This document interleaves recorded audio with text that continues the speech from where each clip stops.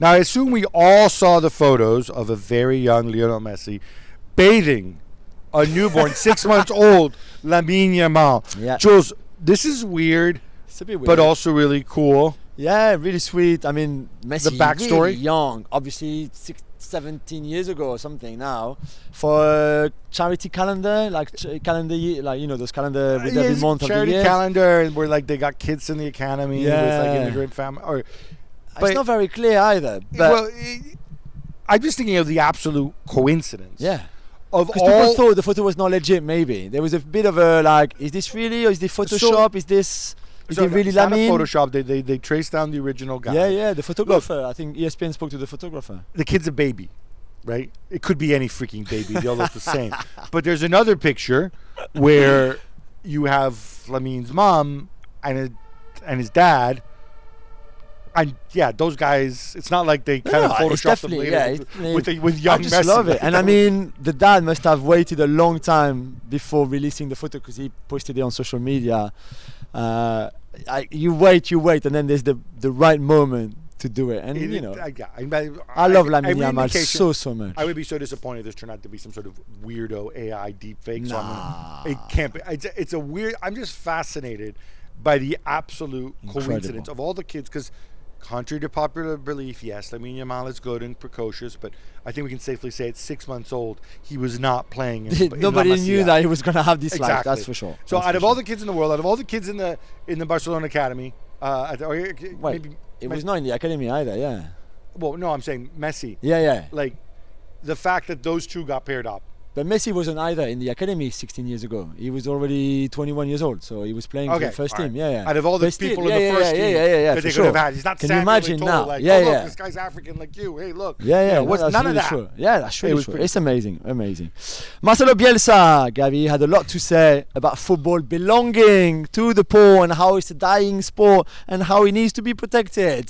I cannot wait for your answer. Okay, so I have the maximum admiration for Marcelo Bielsa and the work he does as a coach. It's special, it's different, sometimes not easy to work with, but that's fine, because many of the best coaches and leaders aren't always the easiest to work with.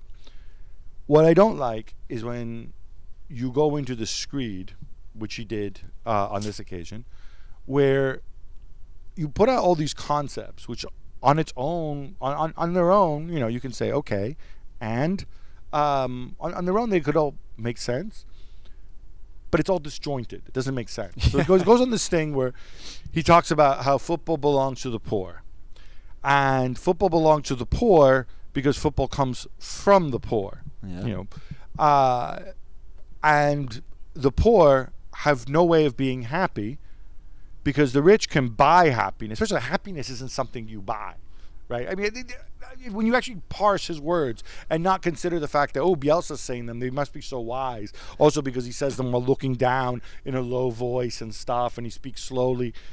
His point is, rich people can buy happiness. Poor people can't buy happiness. So football is the only way to happiness, because it's free, or it was free. But now football's no longer fun. Football keeps getting worse. There are fewer and fewer players worth watching. And then he mentions Endrick moving to Europe, and he talks about the 92 Sao Paulo team, which had all these future Brazilian internationals. If you want to just limit it and just focus on the point you're saying, that South America can't retain their talents, then that's true. That is a dynamic in football. South America, not just South America, Africa as well. You know, at a young age, they get souped up, whatever, right? There's an argument he made there about globalization. But then he says artificial football's never been more popular, but those are artificially inflated audiences. Football's not a highlight package of 5 minutes. Football is cultural expression. I'm like, what are you on? Like, this is not communication. Like, no, give me one concept, follow your argument to the end. And the fact the concept was that poor people can't go and watch matches because tickets are too expensive. On television, it could be on cable TV, so they can't. But that's not what he's talking about. I know, but I thought at the start, that was the point I was going to make, and then he went. Oh my went goodness! on a tangent. Honestly, I know. Like again, whatever. I would love it if he came and he spoke rationally and clearly, maybe away from a tournament. I'm very interested in what he has to say. But this stuff and the reaction from the audience, like, oh look, the wise man has spoken. No, it doesn't make any sense. doesn't follow. No, yeah, sorry, just for me. No, I still like him. I love him still. Thiago Alcantara has announced his retirement, which is a sad day for all the ballers and the purists of the game in the world. Gab, can you provide some context, please? Yeah, so it's funny because he's been. Well, he'll always have a spot in my heart because of course, all of us. He and his brother, the other Rafinha, their dad is Mazinho. Of course. I don't know if it was him or his brother. I think it might have been him. Actually born in Italy. Mazinho, of course, the legendary fullback from the 1994 Brazil World Cup winning side. So he had in his DNA. Fullback or centre mid? We played both, but I think he was mostly fullback on that team. I love the fact that he and his brother played for different countries. Yeah. Right. One Spain, one Brazil. Yeah. I love the fact that very Barcelona tiki-taka, that kind of stereotype of the time, but then he goes to Bayern, works with Pep, develops a directness, develops even some pressing to it, but just his whole career has just been so marked by injuries. I didn't like the deal from the Liverpool perspective when he signed. I remember you saying on the show, as soon as it happened, you were not keen. Because it was a lot of money in wages, and it was a relatively high transfer fee for a guy who was not going to have resale value. Yeah. Now, I know why they did it, and I suspect, without having any evidence, I'll just speculate, this is the kind of deal where the coach wants, and the Moneyball nerds, Edwards and friends, are like, nah, I'm not sure about this. But from Klopp's perspective is, when I play teams that park the bus, I want the guy who can pick out the pass from nowhere, and it's him. But I think obviously the injuries meant, we'll look at it a different way. But he was such a special, just a joy to watch as a player. But good for him as well. 33. He's got a long time. There's so many things he can do to contribute to the game.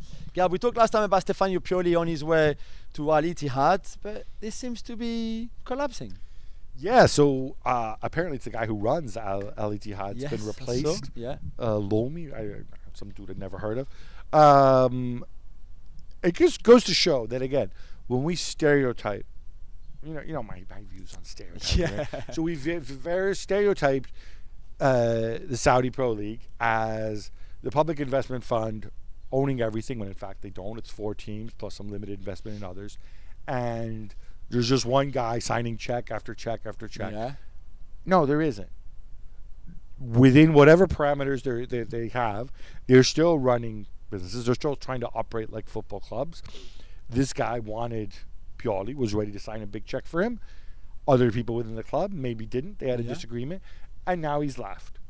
We need to stop thinking about places that seem far away to those of us of a Eurocentric persuasion as places where people are just weirdos and do weird things, and there's no logic to it. There is a logic to it. There's a logic to the Saudi Pro League. All those people who said, within 5 years, Saudi Pro League's going to be bigger than La Liga, blah, blah, blah. Look at all their building. No, well, in the end, they still need a business plan. Yeah. They still need to make ends meet. They still need to make things work. And I think this is one example of it. And I think it's that more than the fact that Karim Benzema didn't want Stefano Pioli. Definitely. At some point, who died and made you king, Karim?